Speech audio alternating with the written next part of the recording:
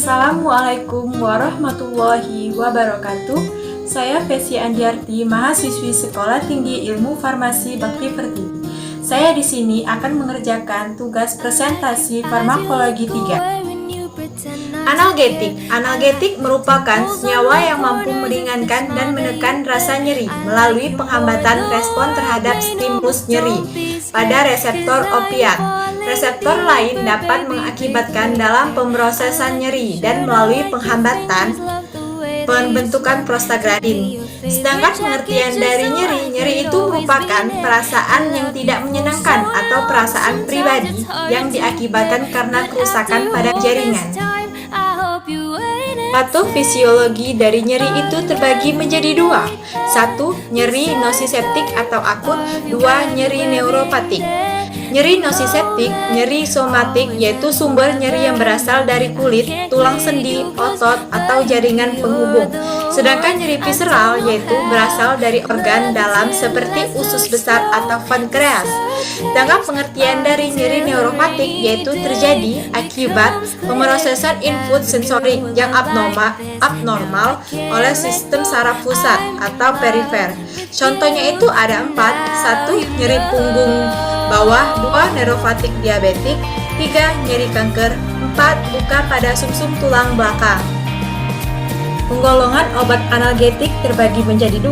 1. Analgetik golongan opiat. 2. Analgetik golongan non-opiat. Analgetik golongan opiat, obat-obatnya ada morfin, kodein, oksidon, hidromorfon, nalbuphine, meperidine, fentanyl, metadon, tramadol, dan tafentadol. Analgetik golongan opiat terbagi menjadi 5 golongan. AINS itu contoh obatnya ada aspirin, asamepenamat, parastamol, dan natrium diklofenak. Sedangkan analgesik tipe antikonvulsan contoh obatnya ada gabapentin, pregabalin, dan karbamazepin. Golongan dari NMDA antagonis ada contoh obatnya ketamin, memantin, dextrometorphan. Golongan yang keempat ada analgesik tipe antidepresan. Contoh obatnya ada trazodon, duloxetin, dan amitriptilin. Contoh yang kelima, golongan yang kelima dari analgetik golongan opiat ini ada relaksan otot. Contoh obatnya ada siklobenzodiazepin dan baclofen. Mekanisme kerja obat analgetik terbagi menjadi 2. Ada analgetik golongan opiat dan analgetik golongan opiat. Analgetik golongan opiat yaitu mekanisme kerjanya itu analgetik opiat dalam menghambat enzim siklooksigenase dalam pembentukan prostaglandin yang dikaitkan dengan kerja analgetiknya dan efek sampingnya. Kebanyakan analgetik AINS diduga bekerja di Ferrier. Sedangkan analgetik golongan non-opiat mekanisme kerjanya itu analgetik non-opiat ialah memblok pembentukan prostaglandin dengan cara menginhibisi, dengan demikian mengurangi pembentukan mediator nyeri. Contoh dari analgetik golongan opiat, morfin mekanisme kerja obatnya yaitu morfin itu berikatan dengan reseptor opiat dalam sistem saraf pusat yang mengubah persepsi dan respon nyeri sehingga tubuh tidak merasa sakit. Sedangkan interaksi obatnya, jika morfin dikonsumsi bersamaan dengan obat-obatan tertentu, dapat timbul efek interaksi obat berupa peningkatan efek samping obat atau penurunan efektivitas obat atau pada obat kodein, lorazepam, cetirizine. Sedangkan efek sampingnya itu yang biasanya terjadi pada obat tersebut ada mengantuk, berkeringat, ruam dan kulit kemerahan, pusing, mual, muntah, konstipasi, mulut terasa kering, perubahan suasana hati. Jika berkelanjutan, terjadinya halusinasi, hilangnya kesadaran, sesak nafas, dan kejang. Sediaan yang beredar di pasaran, contohnya larutan oral morfin sulfat 10 mg per 5 ml. Ada lagi 20 mg per 5 ml. Contohnya yang kedua ada morfin sulfat intramuskular 10 mg per 0,7 ml. Yang kedua ada kodein. Mekanisme kerja obat kodein yaitu merupakan agonis reseptor opiat yang bekerja dengan mengaktifkan reseptor dan ditandai dengan efek analgesik, kerja cepat, sangat dipengaruhi oleh polimorfisme. CY CYP2D6 dan terutama dikeluarkan melalui urin. Interaksi obatnya: 1. Meningkatkan kadar kodein dalam darah jika dikonsumsi bersamaan simetidin. 2. Meningkatkan resiko terjadinya konstipasi jika dikonsumsi bersamaan obat golongan antikolinergik dan antidiare.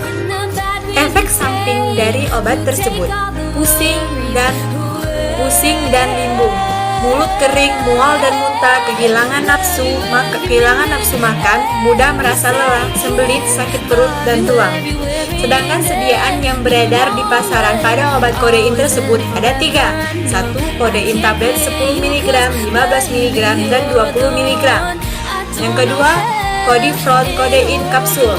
Yang ketiga, Codifron sirup. Contoh obatnya ada di bawah slide-nya, bisa kalian lihat sendiri ya. Yang ketiga ada hidromorfon. Mekanisme kerjanya yaitu bekerja di otak untuk mengubah bagaimana cara tubuh itu merasa dan merespon rasa sakit. Sedangkan interaksi obat tersebut, penggunaan bersamaan berupa penghambatan MAO dapat menyebabkan perangsangan atau depresi sistem saraf pusat, meningkatkan atau menurunkan tekanan darah, agonis atau antagonis. Morfin dapat menurunkan efek analgesik sehingga mengarah ke risiko gejala putus obat tersebut, obat penekanan sistem saraf pusat, alkohol, dan relaksan otot. Efek sampingnya itu ada konstipasi, mual dan muntah, mengantuk, sakit kepala dan pusing, serta diare. Sediaan yang beredar di pasaran ada 3. 1. Suppositoria hidroklorid 3 mg. 2. Ambrosol hidroklorid tablet 2 mg, 4 mg, dan 8 mg. Yang ketiga, oral hidroklorid 2 mg, 4 mg, dan 8 mg. Yang keempat, fentanyl. Mekanisme kerja dari fentanyl itu melalui reaksi dengan reseptor opiat yang memiliki efek secara langsung pada sistem saraf pusat, kardiovaskular, endokrin, serta saluran pencernaan. Interaksi obatnya ada 3. 1. Meningkatkan efek fentanyl jika digunakan dengan obat bius lainnya, obat penenang, atau fenobarbital. Yang kedua ada meningkatkan penyerapan fentanyl jika digunakan dengan amonium klorida. Yang ketiga, meningkatkan risiko turunnya tekanan darah jika digunakan dengan klorpromazin. Efek samping dari fentanyl itu ada sesak nafas, irama jantung melambat, otot kaku, pusing, gangguan penglihatan, mual, muntah, gatal, berkeringat, tekanan darah tinggi. Sedangkan sediaan yang beredar di pasaran, contohnya itu fentanyl injeksi 50 mg per 5 ml.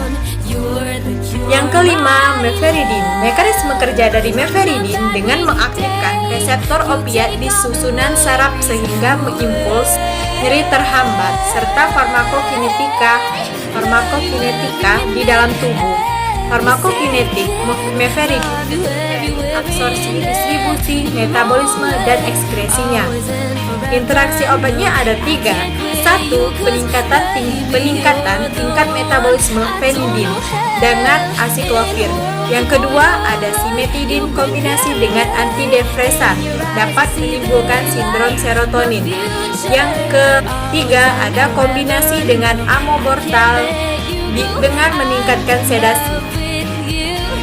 Efek samping dari meferidin itu ada pusing, berkeringat, euforia, mulut kering, mual, muntah, perasaan lemah, gangguan penglihatan, dan sedasi.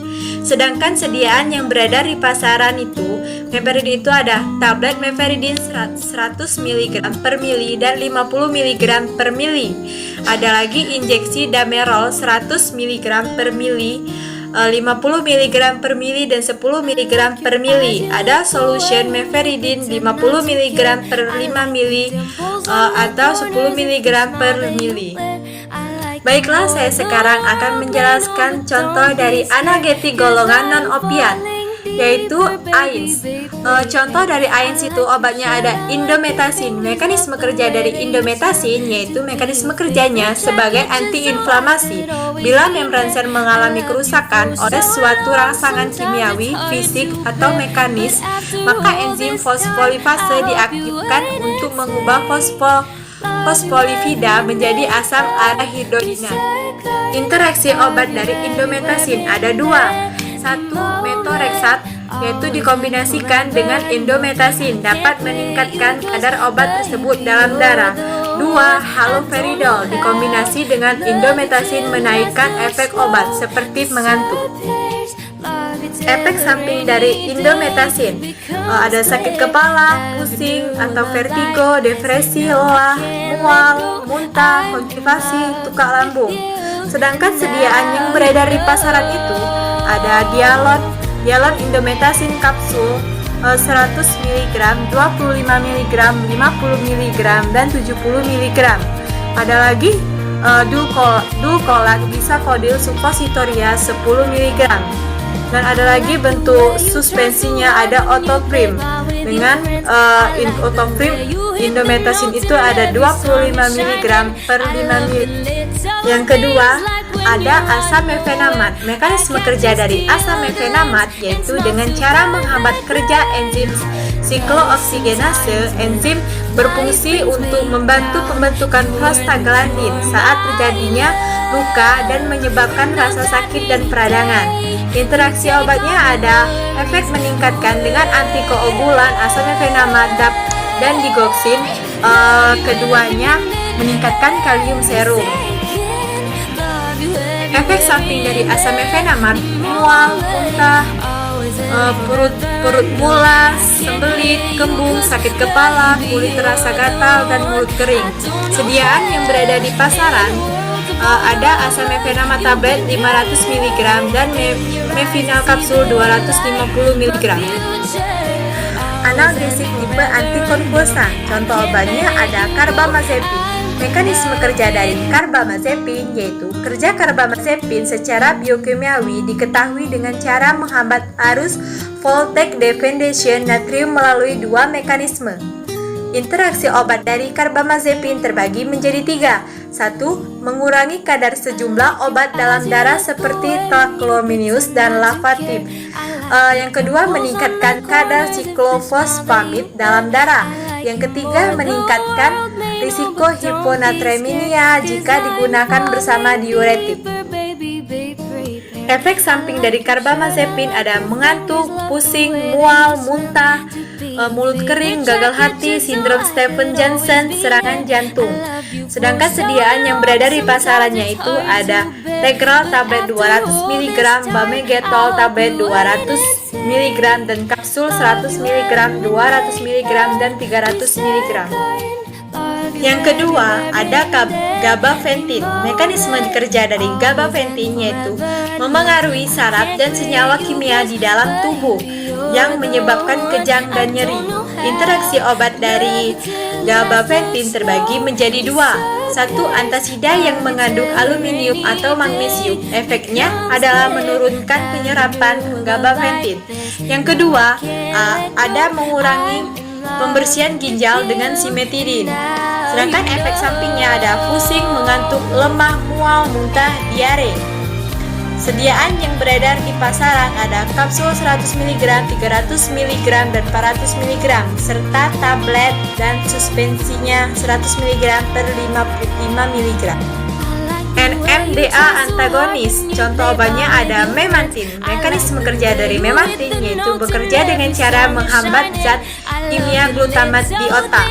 Interaksi obatnya, memantin dengan ketamin dapat meningkatkan toksisitas oleh sinergisme farmakodinamika. Sedangkan efek sampingnya itu ada batuk, nyeri punggung, muntah, sakit kepala, pusing, hipertensi, kejang, serta pingsan.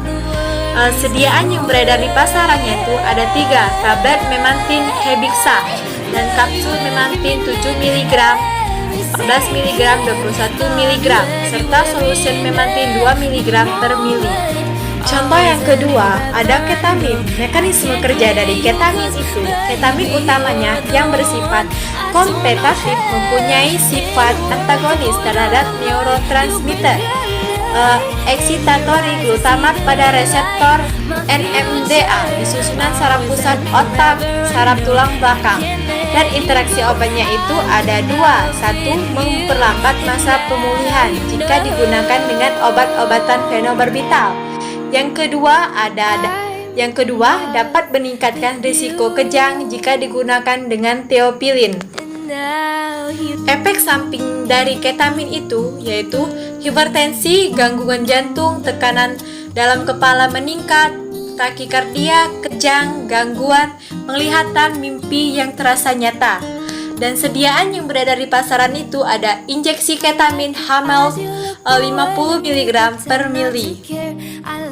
Analgesik tipe antikonvulsan. Contoh obatnya ada amitriptilin. Mekanisme kerja obatnya yaitu senyawa obat yang bersifat antikolinergik, mempengaruhi sistem saraf dan sedatif. Setelah dicerna, senyawa obat ini akan dimetabolisme menjadi nortriptilin yang mampu menghambat reuptake norepinefrin dan serotonin, sehingga terjadi kelebihan serotonin dan norepinefrin pada otak. Interaksi obat amitriptilin dengan furosemid dapat meningkatkan resiko hipokalemia dengan peningkatan konsentrasi plasma dengan simetidin. Sedangkan efek sampingnya itu ada mengantuk, pusing, bibir kering, sembelit, berat badan meningkat, susah buang air kecil, dan penglihatan kabur.